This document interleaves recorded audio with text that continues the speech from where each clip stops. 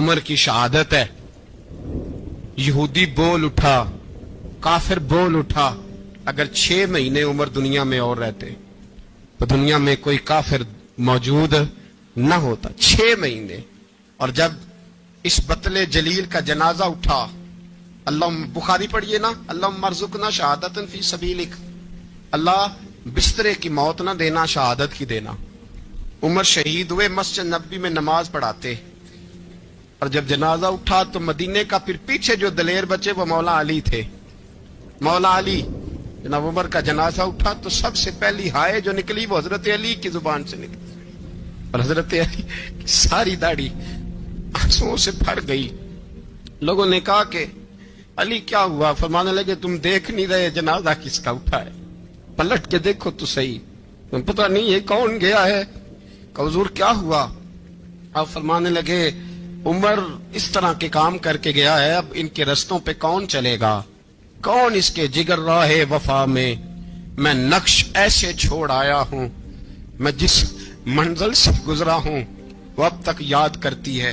حضرت علی حضرت عمر کے جنازے پہ کھڑے ہو کے کہتے ہیں اللہ مجھے اس طرح کے عمل کرنے کی توفیق دے جس طرح کے عمر کر کے گیا. میرے بھائی, بطل عزیز, بطل حریت حضرت عمر رضی اللہ تعالیٰ عنہ, جو اپنی زندگی انقلاب والی گزار کے گئے. عمر جب دنیا سے گئے تو 80 دینار کا قرضہ تھا, 22 لاکھ مربع میل کا حکمران, اور اپنے بیٹے سے کہنے لگے بیٹے کوشش کرنا تیرے خاندان والے مل کے میرا قرضہ اتار دے, میری قبر پہ بوجھ نہ رہے, اور اگر خاندان والے مدد نہ کریں تو میرے دوستوں سے بات کرنا, وہ مدد نہ کریں تو پھر علی سے بات کرنا. ان کا پیار آپس میں اتنا, اور تو اختلاف ثابت کر رہا ہے. 80 دینار کا قرضہ چھوڑ کر حضرت عمر دنیا سے گئے, اور جاتی دفعہ کہہ گئے میرے بعد میرے بچوں کو حکومت کے مشورے میں بھی شامل نہ کرنا, حکومت کے مشورے میں بھی میری اولاد شامل نہ ہو. اتنا بڑا شخص اتنا بڑا رنگ دے کے 1 محرم کو جب عمر فاروق کا وصال ہوا تو بیٹے سے کہنے لگے اماں عائشہ سے جا کے کہو میرا بھی نبی پاک کے روزے میں دفن ہونے کو دل کرتا ہے. ایک قبر کی جگہ ہے اماں جی نے اپنے لیے رکھی ہے, بخاری ہے بخاری. حضرت عائشہ کے پاس صاحبزادے گئے, کہنے لگے اماں جی عمر کو زخم لگ گیا ہے, حالت بڑی پریشانی والی ہے. وہ کہتے ہیں اگر اماں اجازت دیں. سید عائشہ رو پڑی, فرمانے لگی کہ اپنی قبر کی جگہ تو نہیں نہ کسی کو دیتا, پر عمر نے کمال ہی بڑا کیا. اسے کہو جاؤ گنبد خضرا میں قیامت تک جو مصطفیٰ پہ اور ابو بکر پہ سلام پڑے گا وہ تجھ پہ بھی سلام پڑھ کے جائے گا, جاؤ میں نے جگہ دی. اعلیٰ حضرت فاضل بریلوی رحمت اللہ علیہ فرماتے ہیں وہ عمر جس کے آداب شیدہ شکر, اس خدا دوست حضرت پہ لاکھوں سلام, اس خدا دوست حضرت پہ. آپ یقین کریں ممبر پہ بیٹھا ہوں, حضرت عمر کا جب نام لیتا ہوں تو میرے وجود کے رونگٹے کھڑے ہو جاتے ہیں. حضرت عمر کی زندگی جب پڑھتا ہوں تو لگتا ہے خدایا ایسے شخص بھی دنیا میں آئے. کہ حضرت عمر رضی اللہ تعالیٰ عنہ کا آج یوم شہادت ہے. میرا تو دل کرتا تھا کہ فجر سے باتیں شروع ہوں اور سارا دن ہی عمر کی باتیں ہوتی رہیں, سارا دن جناب عمر کی باتیں, سارا دن. اس لیے کہ ذکر جناب عمر کا ہوگا پر راضی اللہ کے رسول ہوں گے. میرے رسول پاک علیہ السلام سب کے لیے ہی دعا مانگتے ہیں نا, حضور کی دعا عام ہے, لیکن مصطفیٰ کریم نے کعبے کا غلاف تھام لیا اور غلاف کعبہ کو حضور نے سینے سے لپٹایا اور سینے سے چمٹا کے کہا اللہ میں نے تو کبھی سوال ہی زیادہ نہیں کیے, میں کرنے آیا ہوں, مجھے عمر دے دے, عمر دے دے. حضور نے مانگ کے لیا. اور پھر جب جس کو حضور مانگے اللہ سے, حضرت عوف بن مالک اشجعی ایک صحابی ہیں, حضرت عوف بن مالک رضی اللہ تعالیٰ عنہ فرماتے ہیں کہ جناب ابو بکر صدیق کا زمانہ تھا تو میں نے خواب دیکھا,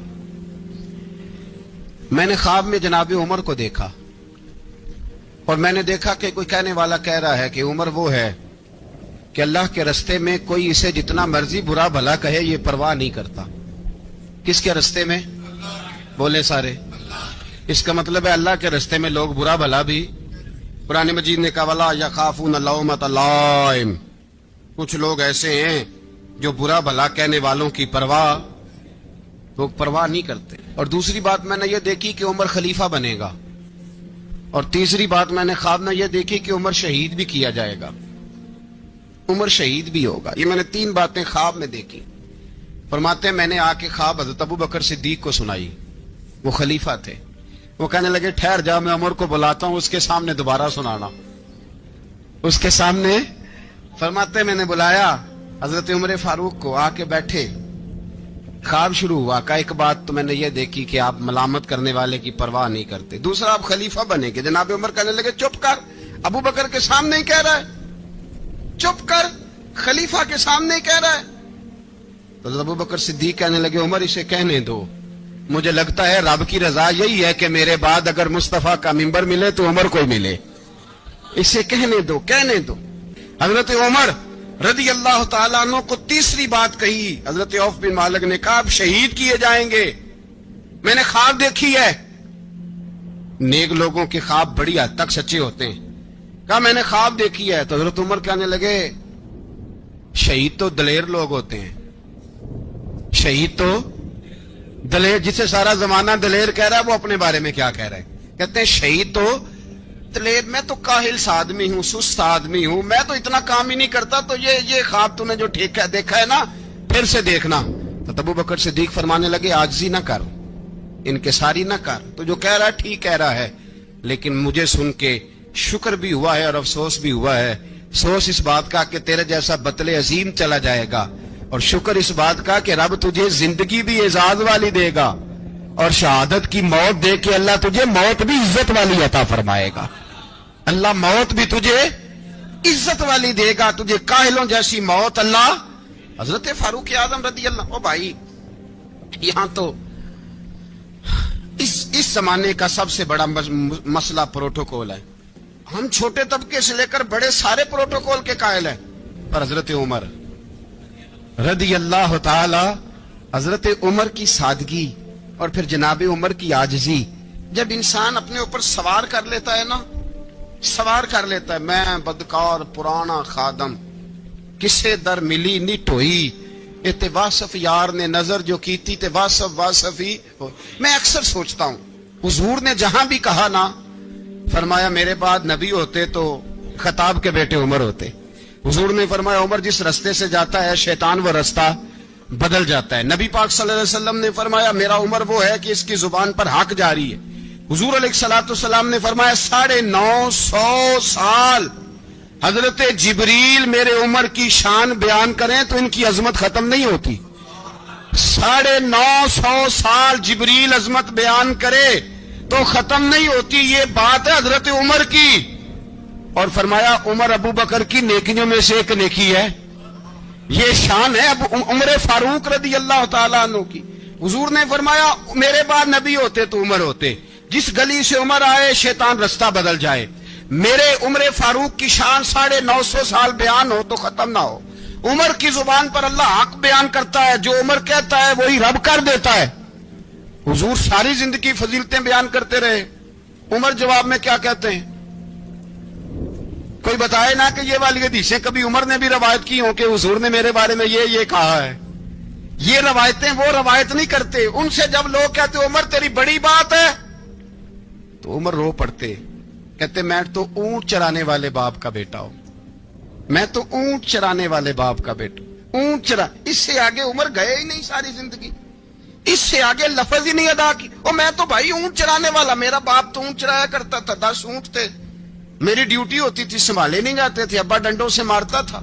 ساری زندگی عمر حج کرنے گئے, ایک خشک تنا کھجور کا عمر فاروق رضی اللہ تعالیٰ عنہ نے اس کو اپنے کلاوے میں لیا, رونے لگے. لوگوں نے کہا عمر کیا ہوا؟ فرمانے لگے یہاں میں اونٹ چرایا کرتا تھا, یہاں میں اونٹ چراتا تھا, 10 اونٹ سنبھالے نہیں جاتے تھے. دیکھو رسول اللہ کی شان, آج ساری امت چلانے کا طریقہ عطا فرما دیا ہے. ساری نظریے سے پیار. یار پیسہ کس کو برا لگتا ہے؟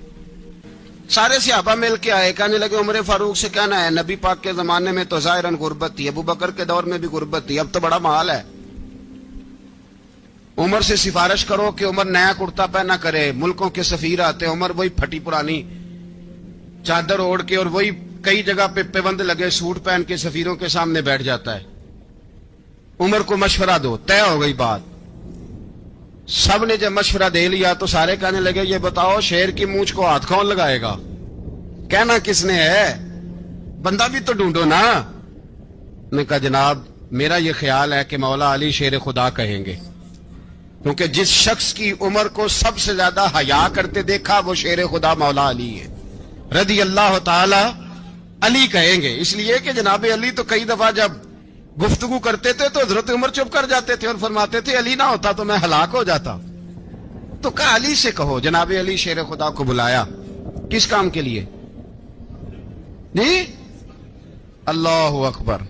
یہ ذرا اپنے اس دور پہ اس بات کو ذرا لاکا جناب ان سے کہیں کہ زیادہ نہیں، ایک کرتا نیا پہن لے، سفیر آتے ہیں وزیر آتے ہیں تو ایک کرتا نیا پہن لے۔ حضرت علی کو بلایا، آپ فرمانے لگے کوئی اور بات ہوتی تو میں کہہ دیتا، یہ والی میں نہیں کہہ سکتا، کوئی اور ہوتی تو میں عمر کو کئی دفعہ کہہ دیتا ہوں، جلال میں بھی تو سن، یہ والی میں نہیں کہہ سکتا، میں تمہیں ایک مشورہ دیتا ہوں۔ کہ وہ کیا؟ کہنے لگے سید عائشہ صدیقہ سے کہو، وہ مومنوں کی ماں ہیں، عمر ٹالے گا نہیں۔ اماں جی سے جا کے کہا اماں جی نیا کرتا عمر سے کہیں پہن لیں، وزیر آتے ہیں بڑے بڑے لوگ تو چلو کوئی حرج نہیں۔ اماں جی نے کہا اچھا کوئی بات نہیں میں بلا لیتی ہوں۔ جناب عائشہ نے پیغام بھیجا، جب خادم نے کہا نا مصطفیٰ کے گھر سے پیغام آیا ہے تو 20 لوگ بیٹھے تھے، عمر کانپتے ہوئے اٹھے، کانپتے دوڑے۔ حضرت عائشہ پردے میں تھی تو فرماتی ہیں عمر اتحیات کی حالت میں بیٹھ گئے۔ کہا اماں جی دیر تو نہیں ہو گئی مجھے آنے میں؟ کہا نہیں ٹائم پہ آ گئے ہو، کس لیے بلایا تھا؟ کہا عمر دیکھو غربت کے معاملات اور ہوتے ہیں، جب اللہ آسانی دے تو کوئی چیز استعمال کرنا حرام نہیں ہوتی، اگر حرام ہے تو بتاؤ۔ کہا نہیں اماں جی حلال ہی ہے۔ تو فرمایا پھر اتنے سفیر آتے ہیں مشیر آتے ہیں، اب تو مال غنیمت بڑا آتا ہے، ڈھیر لگ جاتے ہیں مسجد میں، تو چل ایک نیا کرتا تم بھی پہن لیا کرو، اور آپ نیا کرتا پہنو گے تو دھاک بیٹھے گی غیروں پر۔ تو صحابہ کا مشورہ ہے کہ آپ نیا لباس پہنے۔ اماں جی کہتی ہے میں نے حکم دیا تو عمر چپ کر گئے، گردن جھک گئی۔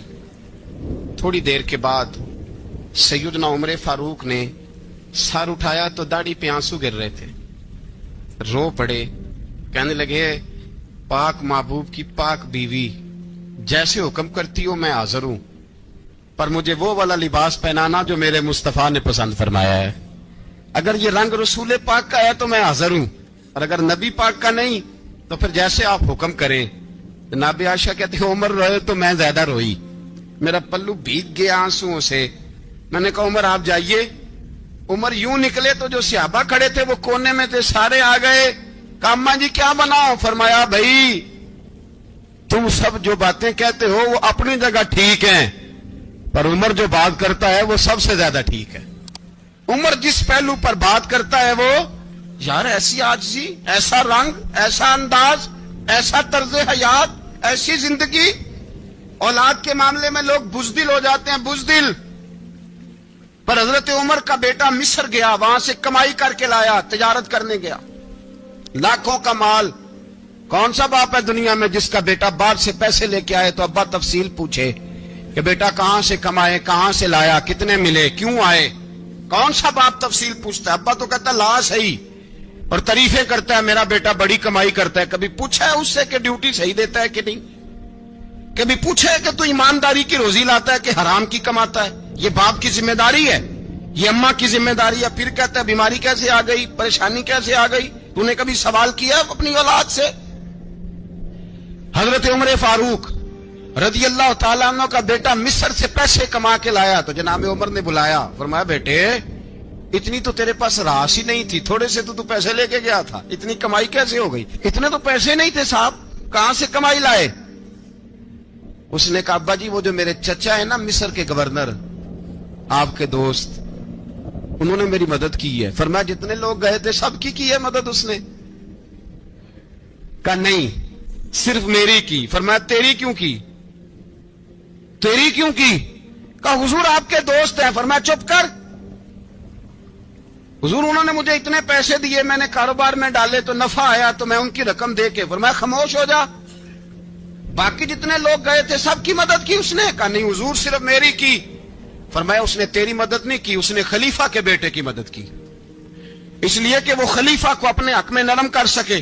فرمایا آدھا مال تیرا ہے، آدھا مال غنیمت کا ہے، مال خزانہ کا ہے، مسلمانوں کا ہے، اس لیے کہ تو جو وہاں سے مال کما کے لایا ہے وہ اپنے باپ کے خلیفہ ہونے کی وجہ سے کما کے لایا ہے، لہذا رکھ ادھر۔ یہاں کہتے ہیں کدھر سے آیا، کیسے آیا، کون سا حساب دیں، کیا کریں؟ او بھائی حضرت عمر رضی اللہ تعالیٰ عنہ کا اپنی اولاد کے بارے میں یہ رنگ ہے۔